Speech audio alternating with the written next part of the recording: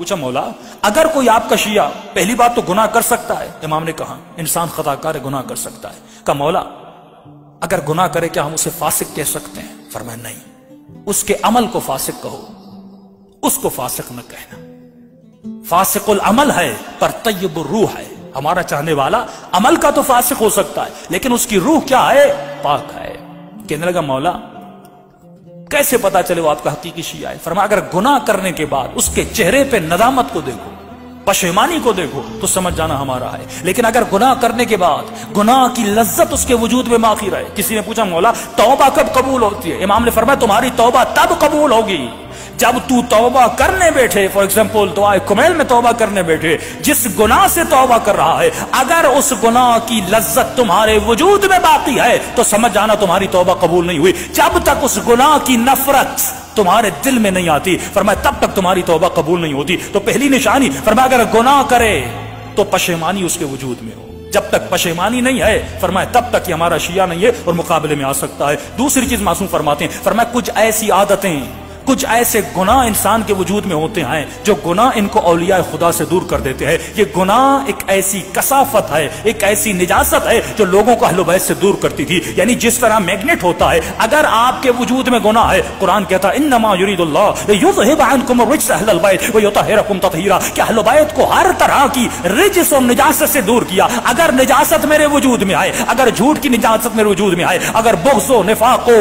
حجب و حیا و اپنا ریاست کی طلبی کی نجاست میرے وجود میں آئے تو فرمائے کبھی بھی تو اہل بیت کے قریب نہیں جا سکتا، کیونکہ جب تک نجاستوں کو دور نہیں کرتا تب تک اہل بیت کے قریب نہیں جاتا، جب تک اپنے وجود میں طہارت کو نہیں لاتا تب تک اہل بیت کے قریب نہیں جا سکتا۔ موسم پہ پہلی نشانی فرماتے ہیں اگر گناہ کرے تو گناہ سے توبہ کرے۔ دوسری نشانی فرماتے ہیں کچھ ایسے گناہ ہیں جن کی توبہ تو ہو سکتی ہے لیکن ایک ایسا گناہ ہے اگر انسان کے وجود میں ہو انسان اہل بیت کا دشمن بن جاتا ہے۔ مولا یہ کون سا گناہ ہے؟ فرمایا یہ گناہ لقمہ حرام کا گناہ ہے۔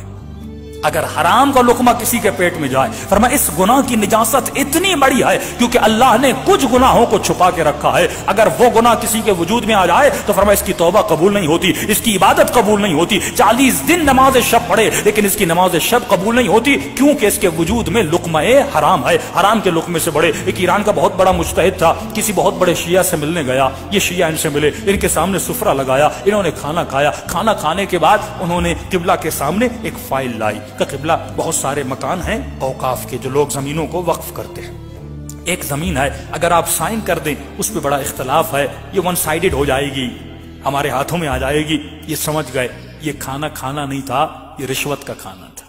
کھانا اس لیے کھلایا تھا تاکہ فارسی میں کہتے ہیں تھوڑی بہت چربی بڑھائی جائے تاکہ مولانا سائن کر دیں۔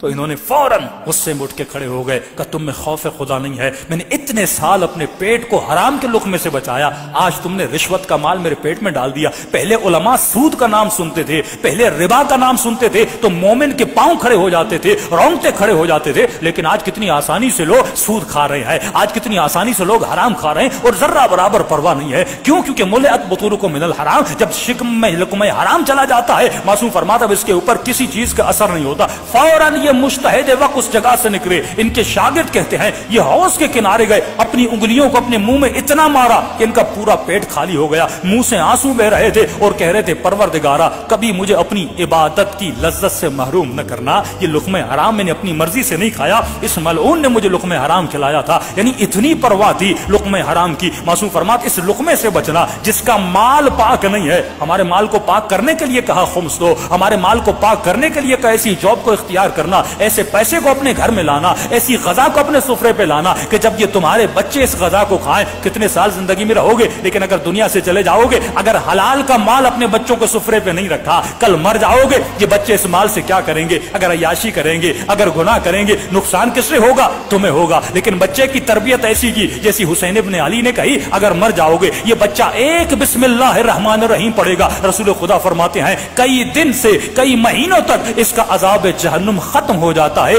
بچے کے ایک بسم اللہ الرحمن الرحیم پڑھنے سے۔ صلوات پڑھے محمد و آلہ۔